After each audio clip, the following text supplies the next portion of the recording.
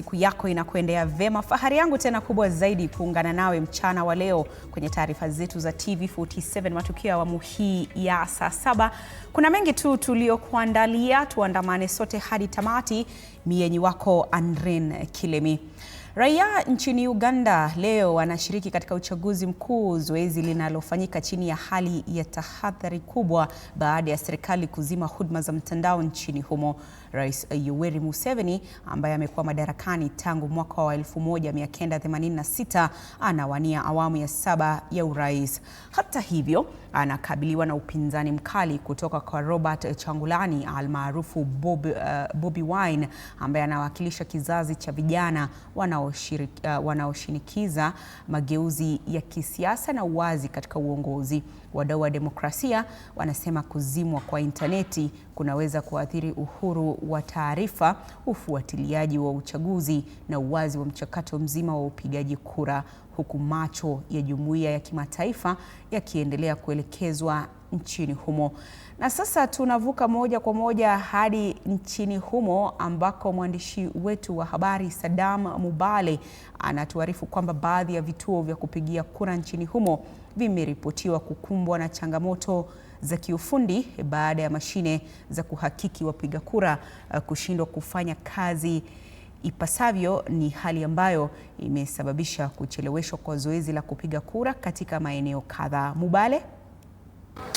Naam, nimekita hema hapa katika eneo hili la Crested Towers, kituo hiki cha kupiga kura hapa katikati ya jiji kuu la Kampala, na zoezi hili limeanza tu mapema saa kama 1 asubuhi, na wapiga kura walikuwa wameshawasili hapa kwa ajili ya kutekeleza jukumu lao la kidemokrasia. Kituo hiki nambari ya waliojisajili kwa ajili ya kupiga kura ni 694, na tangu waje hapa kama saa 12 asubuhi bado hawajaanza kupiga kura. Manake tumepata taarifa na kutoka kwa mwakilishi wa kituo hiki wa tume ya uchaguzi kwamba bado mashine zinafeli kudhibitisha wapigaji kura. We have a general problem with the machines.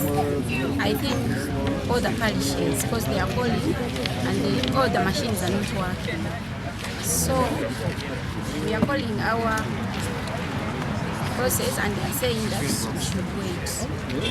Na tutakuwa tu tunazungumza na baadhi ya wapigaji kura katika kituo hiki kutupatia uhondo na vilevile maoni yao kuhusiana na zoezi hili ambalo hadi sasa halijaanza. Lakini pia ikumbukwe kwamba ikifika saa 10 jioni zoezi hili linapaswa kuwa limemalizika. Ni tishio tu ambalo wachaguzi katika eneo hili wanasema kwamba iwapo itaendelea hivi basi hiyo fursa inaweza wapita ya kufanya uchaguzi. Mkodi Mhanuzi Joshua. Here at Crested Towers, we haven't started voting anyone, but we came here at around 7 by nursing has started. So I don't know what's going on, but we're likely to start now. Nurse communication that there is a bit of a hiccup in terms of technicality with the machines, but they said we'll be patient a bit. And we are here waiting patiently. We hope for the best. We came here and witnessed the beginning, and now it's time for voting now. But they say the machines, we have to wait a bit for the machines. I came here at 7:20. So far the voting hasn't yet started. We are in the line. I appreciate the voters who have done their part. They came here on time, although they are still doing the verification, and the machines are yet to be aligned for the people to start to vote. We hope that we start voting on time, because the voting will soon end at 4 p.m. So the earlier we start, the better, so that we can manage time.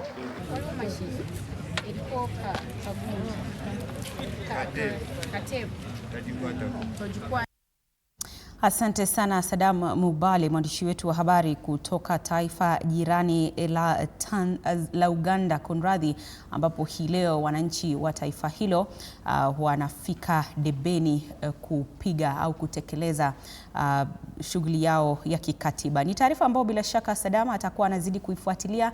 Mtazamaji, utakuwa unapokea matukio na matokeo moja kwa moja kutoka taifa jirani la Uganda kadri tu yatakavyokuwa yanatukia. Lakini kwa sasa